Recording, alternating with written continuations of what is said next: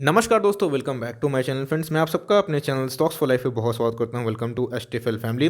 Dear family members, आप सबको पता है कि शाम को मेरी एक वीडियो आती है जिसका नाम है स्टॉक फटाफट, न्यूज़ फटाफट, आप कुछ भी नाम दे सकते हैं। जहां दोस्तों वीडियो एक चर्चा ने कौन से स्टॉक में क्या न्यूज़ आ रही है और क्या बेस्ट बाइंग लेवल निकल के आ रहा है, दोस्तों इतना मैं आपके लिए करके लाता हूँ। बस आपसे एक ही रिक्वेस्ट है, वीडियो के एंड तक बने रहें और दोस्तों एक लाइक पहले ही कर दें जहाँ पे मुझे मोटिवेशन मिलता रहे। एनीवेज दोस्तों, अब हम लोग डिस्कस करेंगे कौन से न्यूज़ में मीन्स कौन से स्टॉक में क्या न्यूज़ आ रही है। और सबसे इंपॉर्टेंट चीज़ दोस्तों, मैंने आज एक स्टॉक के बारे में डिस्कस किया है कि कैसे ये आपको, मुझे लगता है कि आने वाले 20 सालों में आपको मल्टीबैग रिटर्न दे सकता है। और मैं जिसको मैं दोस्तों एकदम भी मत फंसीएगा, वरना आपके पैसे साफ भी हो सकते हैं। और मिसेस बेक्टर का दोस्तों अगर आपको आईपीओ मिला है तो कमेंट बॉक्स में ज़रूर बोलिए सर मुझे मिला है, तो मुझे जान के बहुत ही अच्छा लगेगा। और बात की जाए एंटोनी वेस्ट, तो हमें लाइक गंडगोल देखने को मिल रहा है। एनीवेज मैंने अप्लाई नहीं किया, अगर आपने किया तो कमेंट बॉक्स में ज़रूर बताइएगा। सबसे पहले स्टॉक की बात किया दोस्तों, गेल इंडिया। आपको पता है कि रिसेंटली पीएनजी के जो गैस के ऊपर दोस्तों जो इनका वर्डिक्ट है, इनके ऊपर बहुत ही डिपेंडेंट था। और बात की जाए मोतीलाल ओसवाल ने अभी दोस्तों 150 के ऊपर का टारगेट दिया है। बहुत सारे कमेंट बॉक्स में मैं कमेंट्स देखता रहता हूँ आप लोगों का कि आप लोग क्या क्या कमेंट्स करते हैं दोस्तों। तो बहुतों ने पूछा कि क्या गेल में प्रॉफिट बुकिंग करना है। Friends, as long as GAIL is above 110 आपको घबराने की बात नहीं है। आप चाहे तो 110 या फिर 108 का एसएल लेके जब तक दोस्तों इसमें रैली है आप इसका फ़ायदा उठाएं। बात की जाए अच्छी कंपनी है, लेकिन दोस्तों बात की जाए दूसरी कंपनी की आईजीएल की, तो मुझे ज़्यादा पसंद है। बिकॉज पीएसयू से मैं थोड़ा दूर भागता हूँ। बिकॉज दोस्तों इसमें ग्रोथ थोड़ा कम होते हैं, यही सबसे बड़ा इंपॉर्टेंट है। और equity market is all about growth market. आपके पास है होल्ड एंड कंटिन्यू, टारगेट तो बहुत ऊपर दिखाई दे रहा है। ऐसे स्टॉक को दोस्तों बेचा नहीं करते हैं। यस, डिविडेंड भी अच्छा बांटती है। आप चाहे तो 108 या फिर 110 का एसएल लेके फर्दर पोजीशन बनाइए दोस्तों, और हमें हो सकता है कि अपसाइड देखने को मिले। बिकॉज ब्रोकर्स के टारगेट की बात की जाए तो अपसाइड दिखाई दे रहे हैं। दूसरे स्टॉक की बात की जाए दोस्तों, नैम इंडिया। आज मैंने एचडीएफसी एएमसी के बारे में वीडियो बनाई है, तो दोस्तों इसको कैसे छोड़ दूँ। देखिए, मैं दोस्तों हमेशा एक रणनीति अपनाता हूँ। मेरे 2 ट्रेडिंग अकाउंट हैं दोस्तों। मैं ट्रेडिंग अकाउंट तो बहुत सारे हैं। एक में मैं लॉन्ग टर्म इन्वेस्टमेंट करता हूँ दोस्तों, वहाँ पे भूकंप आ जाए, बाढ़ आ जाए, मार्केट क्रैश हो जाए, जीरो हो जाए, डजेंट मैटर, मैं उसको कभी भी खाली करने की कोशिश नहीं करता। एक बार पैसा जो घुस गया बस घुस गया दोस्तों। जो मैं पैसा कमाता हूँ दोस्तों, मैं मंथली सेविंग करता हूँ, या फिर जो मेरे बिजनेस से जो मेरे पैसे आते हैं मैं सीधा दोस्तों उसको लाइक लॉन्ग टर्म पोर्टफोलियो में एसआईपी करते रहता हूँ। बिकॉज मुझे अगर वेल्थ क्रिएट करना है लॉन्ग टर्म जर्नी में, तो मुझे दोस्तों एसआईपी पे रोक नहीं लगानी है। मैं लेकिन दोस्तों स्विंग ट्रेडिंग भी करता हूँ। स्विंग ट्रेडिंग मुझे बहुत ही अच्छा लगता है, बिकॉज यहाँ पे लेवल्स और टारगेट से मजा भी होता है दोस्तों, ट्रैक करने में अच्छा भी लगता है। तो रिसेंटली मैंने एक कॉल दिया था, 297 का एसएल हिट हो गया था। अब दोस्तों फिर से ये 297 का एसएल हिट करने के बाद फिर से 300 के ऊपर क्लोजिंग दे रहे हैं। बहुत सारे कमेंट्स मैं पढ़ रहा था दोस्तों, मुझे लगता है कि ये स्टॉक आउट परफॉर्म कर सकता है 2021 में। तो फर्दर दोस्तों 307 के ऊपर जाएं, तो फिर से वही रणनीति है, 297 का एसएल लेके आपको फर्दर पोजीशन बनानी है। आपको लगता है दोस्तों ये हिट हो जाएगा, कोई दिक्कत नहीं, आपने एसएल को 290 292 कर सकते हैं। बिकॉज देखिए निफ्टी का वैल्यूएशन काफ़ी हाई है।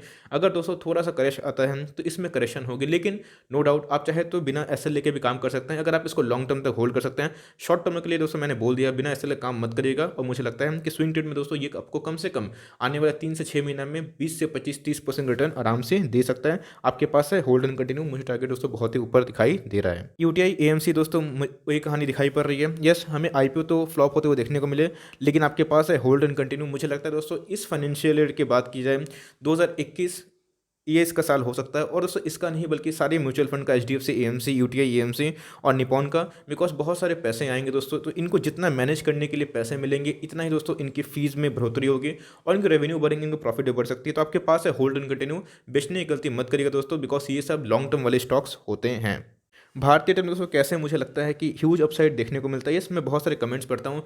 मेरे कुछ कुछ जो बहुत जाने पहचाने नाम हैं दोस्तों, जो मेरे चैनल से बहुत पहले से जुड़े हुए हैं, जब मेरे 1 के सब्सक्राइबर थे, तो उनसे मैं हमेशा इंटरेक्शन करते रहता हूँ। इवन आपको पता है कि मैं सबसे बात करता रहता हूँ। तो उनमें से कुछ बंदे हैं दोस्तों, कुछ ऐसे मेरे पुराने सब्सक्राइबर्स हैं, उनको इसमें निवेश नहीं करना मैं समझ सकता हूँ दोस्तों। हमेशा जियो मेरी भी फर्स्ट प्रायोरिटी है।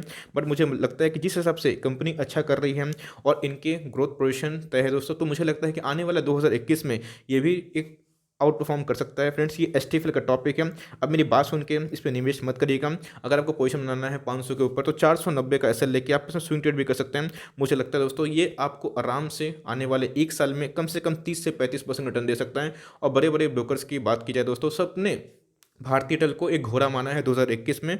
और सही में मुझे भी ऐसा लगता है कि इनके जो क्वार्टरली रिजल्ट थे काफ़ी बेहतरीन हैं और ये कंपनी आउट परफॉर्म कर सकती है। लेकिन दोस्तों अपना ऐसे लेना ना भूलें और मेरी बात से उत्तेजित ना हो जाए, अपने फाइनेंशियल एडवाइजर की सलाह मशवरा ज़रूर लें। आज की बात की जाए दोस्तों, हमें 1.34% का दिखाई दे रहा है और 500 के ऊपर सस्टेन कर रहा है दोस्तों, तो हमें एक क्विक टर्म में 530 तक भी जाते हुए देखने को मिल सकता है। रिलायंस इंडस्ट्रीज एक कंसोलिडेशन फेज में है, 1900 से 1950 यही दोस्तों इनके रेंज दिखाई पड़ रहे हैं। तो यस, जितना गिरे दोस्तों एसटीएफएल का टॉप पिक है, एकदम उठाना है बिंदास, कोई टेंशन नहीं है। बिकॉज ये साफ तो भाई इकोनॉमी ही साफ, तो आपको ऐसे कंपनी में भरोसा रखना ही पड़ेगा। यस, अब हो सकता है कि मार्केट क्रैश हो तो 150-300 पॉइंट गिर जाए, लेकिन अब वो घबराना नहीं है। गिरता है दोस्तों, बाउंस बैक मारता है। 1850 तक भी आया था, मेरा जीडीटी ट्रिगर भी हुआ था 1860 के ऊपर, 1870 के ऊपर। लेकिन दोस्तों आपको हमेशा बोलता हूँ कि आप मार्केट को टाइम मत करिए, जीटीटी लगाते रहिए और आपको मिले तो आपका एकोमोडेशन लॉन्ग टर्म तक होते रहता है आपके पास है। होल्ड एंड कंटिन्यू टारगेट दोस्तों बहुत ही ऊपर है।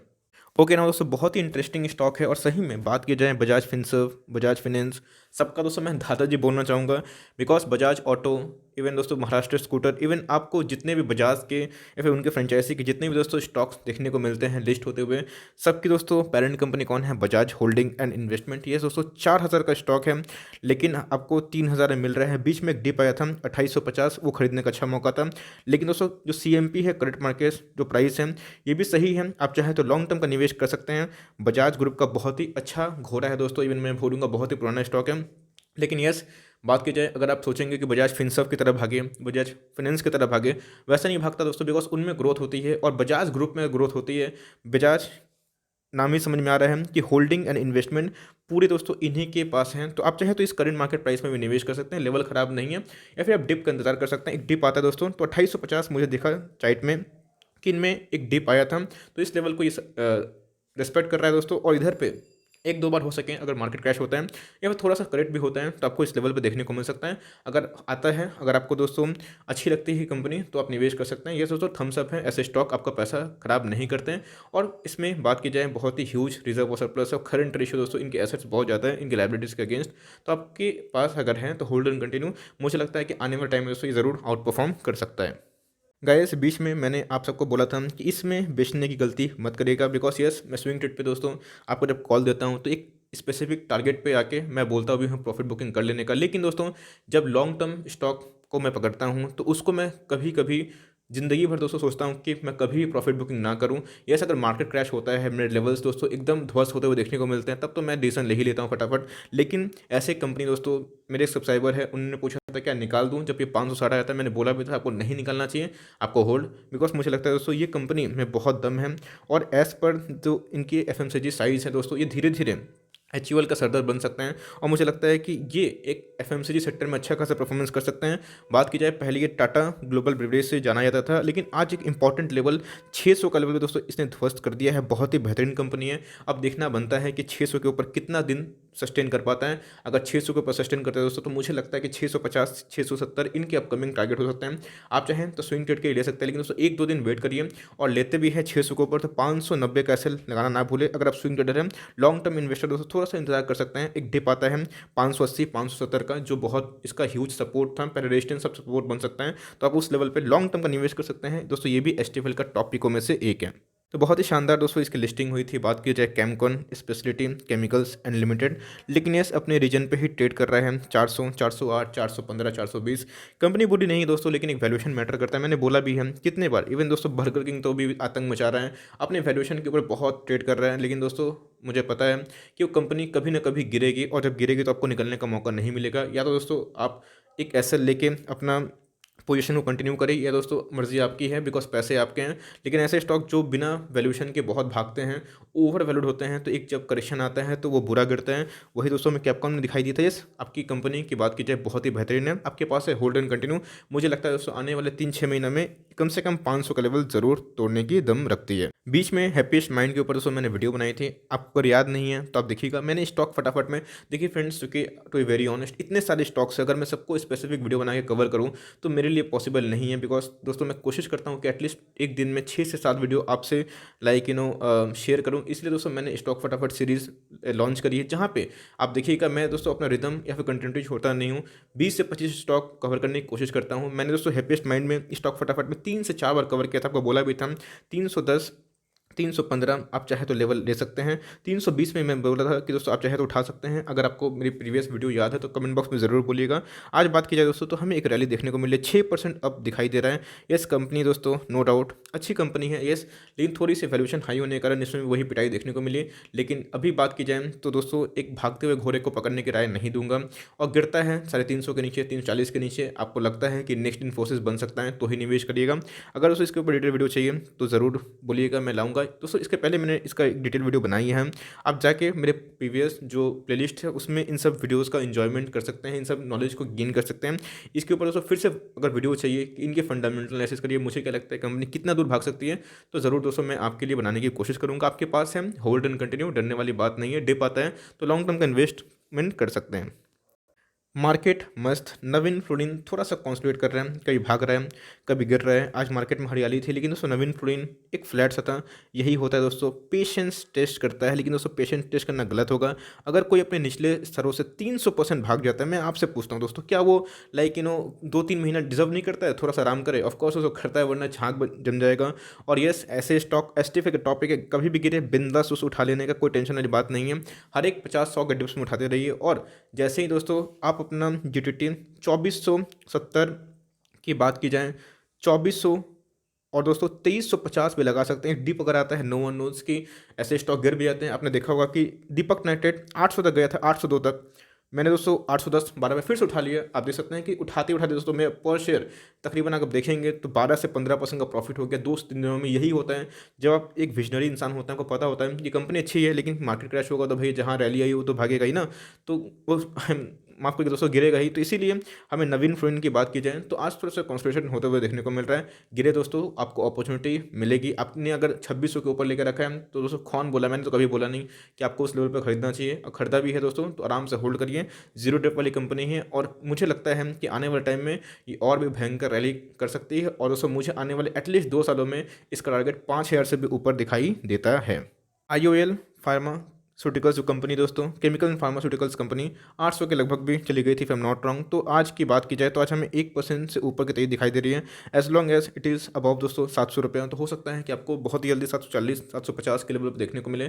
फ्रेश एंट्री दोस्तों मैं अभी नहीं लेने के लिए बोलूँगा, एक डिप आता है 700 के नीचे तो ही फ्रेश एंट्री ले सकते हैं, बिकॉज थोड़ी सी वोलेटाइल स्टॉक है। और अगर आप लेते भी हैं तो थोड़ा सा दोस्तों अपना एसएल जरूर लगा कर रखें। इस लॉन्ग टर्म का ही लेते हैं तो एक अच्छी मार्जिन से लीजिएगा दोस्तों, तब आपको एसएल लगाने की जरूरत नहीं है। बिकॉज आप कंफ्यूज प्लीज मत होइएगा, मैं एसएल उनके लिए बोलता हूँ जो स्विंग ट्रेड करना चाहते हैं। मैं दोस्तों एसएल उनके लिए जनरली नहीं बोलता हूँ जो एमओएस पर निवेश करते हैं। अगर दोस्तों मैं आपसे एक बात दिल से पूछना चाहता हूँ, आईटीसी को मैंने कितने बार आपको बोला था खरीदने के लिए, 186, 180, 166 के लेवल पे।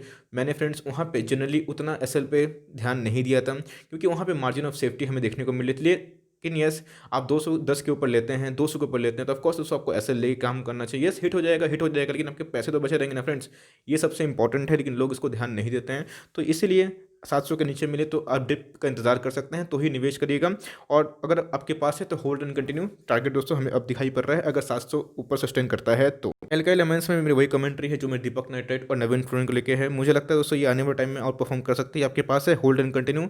यस, फ्रेश लेवल दोस्तों अभी देखने को नहीं मिल रहा, 3600 के बिलो के नीचे मिले तो आप निवेश कर सकते हैं लॉन्ग टर्म का। हमने दोस्तों ऐसे स्टॉक को 2850, 2870, 2900 के लेवल पे कितने बार आपको बोला खरीदने के लिए। हमने दोस्तों इसको उठाया भी, अच्छा खासा लेवल पे उठाया, और आज हम लोग अच्छे खासे मुनाफे में हैं। कंपनी बहुत ही सॉलिड है, आपके पास है तो होल्ड एंड कंटिन्यू कर सकते हैं। नेस्ले दोस्तों इस लेवल पे लेना बेवकूफ़ी हो गई। यस, स्टॉक नो डाउट बहुत ही अच्छा है। आप लॉन्ग टर्म के लिए लेते हैं तो आपको एक सही मार्जिन होनी चाहिए। मुझे दोस्तों अभी मार्जिन दिखाई नहीं पड़ रही है। बात की जाए अभी 18,720 के लगभग हो चुका है। 200 पॉइंट 250 पॉइंट भागेगा तो 19,000 का भी स्टॉक हो जाएगा। कोई स्टॉक को दोस्तों ऑल टाइम हाई पे लेके फ़ायदा नहीं होता है। वो कौन लेते हैं? स्विंग ट्रेडर लोग लेते हैं। लेकिन लॉन्ग टर्म इन्वेस्टर दोस्तों थोड़ा सा इंतजार कर सकते हैं। आप देखिए कहाँ पर आपको वैल्यू दिखाई दे रही है, उधर पर ही निवेश करिएगा। 15,000 16,000 के लगभग था दोस्तों, तो मैंने बोला था आप उठा सकते हैं, और उस लेवल से 20 से 25% भाग चुका है। आपके पास है होल्ड एंड कंटिन्यू, लेकिन फ्रेश एंट्री अभी भी दोस्तों अवॉइड करिए। अगर गिरता है डिप तो आप इंतजार कर सकते हैं, लेकिन बिलो 17,000 का मिले तो आपको एक सही लेवल एंट्री करने का हो सकता है। ओके गाइस, तो एक मेरे सब्सक्राइबर है, उनका मानना है कि सर येस बैंक पे आपकी कमेंट्री नेगेटिव ही है, मुझे पता है, लेकिन फिर भी आप एमओएस बोल दीजिए। सच बोलो दोस्तों तो मुझे मार्जिन ऑफ सेफ्टी अभी भी इसी स्टॉक में 14 रुपये के नीचे ही दिखाई पड़ता है। बिकॉज पहले दोस्तों ये भी मुझे दिखाई नहीं पड़ता था, लेकिन जिस हिसाब से स्टॉक भागता है उस हिसाब से दोस्तों वैल्यूएशन भी चेंज होते हैं, एक साइकोलॉजिकल सपोर्ट भी बनते रहता है। तो 14 के नीचे मिले तो आप लॉन्ग टर्म में निवेश कर सकते हैं। आपने देखा होगा कंटिन्यूअसली बैंक निफ्टी में प्रेशर था तो 5-5% का लो सर्किट लगाते हुए देखने को मिला। मैं दोस्तों अभी भी इसको अवॉइड करूंगा बिकॉज मुझे लगता नहीं है कि ये अभी भी उस लेवल पे है। यस दोस्तों, जब तक इनके नेट इंटरेस्ट इनकम, इनके कासा रेशियो, इनके कैपिटल एडुकेसी रेशियो ठीक नहीं हो जाएंगे, ये सब दोस्तों मैं जल्दी ही आपको सिखाऊंगा फंडामेंटल एनालिसिस में कासा क्या होता है, कैपिटल एडुकेसी क्या होता है, एनआईआई क्या होता है, जहाँ पे आप बैंक को आराम से भाप पाएंगे। मैं फ्रेंड्स स्पेकुलेशन करना पसंद नहीं करता हूँ, स्पेकुलेशन करता भी हूँ तो उधर पे ही जहाँ पे मैं 100% सही होता हूँ। आपके पास है, आपने डिसीजन ले सकता है। लेकिन दोस्तों अभी भी बात की जाए रिटेल इन्वेस्टर की तो एटलीस्ट कम से कम ऐसे स्टॉक में 2% से ज़्यादा अपनी पूंजी को ना लगाए। मैं देखता हूँ बहुत ऐसे लोग हैं जो 5-5 हज़ार 10-10 हज़ार स्टॉक खरीद लेते हैं। ऐसी गलती नहीं करने की होती है। ऐसी दोस्तों लाइक हिम्मत बस ब्लू चिप स्टॉक में ही करिएगा तो ही आपके पैसे सुरक्षित रहेंगे और आराम से बनेंगे भी। पीडीलाइट में वही कमेंट्री है, आपके पास है होल्ड एंड कंटिन्यू, बेचने की जल्दीबाजी ना करें। मुझे लगता है कि आने वाले टाइम में दोस्तों एक साल में चूंकि उतनी रैली मारी नहीं है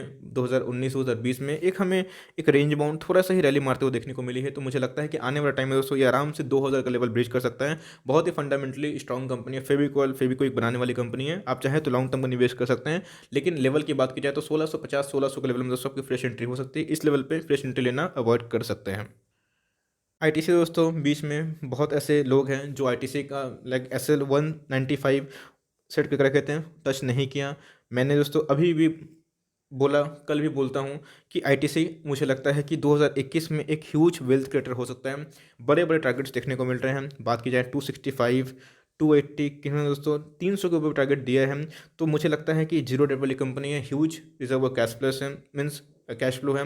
बात की जाए दोस्तों बहुत अच्छा डिविडेंड बांटती है, बहुत स्टेबल कंपनी है। अगर आपको कोई डिफेंसिव स्टॉक में है तो एज पर द वैल्यूशन दोस्तों मैं एचयूएल से ज़्यादा अभी इसको प्रेफर करूंगा।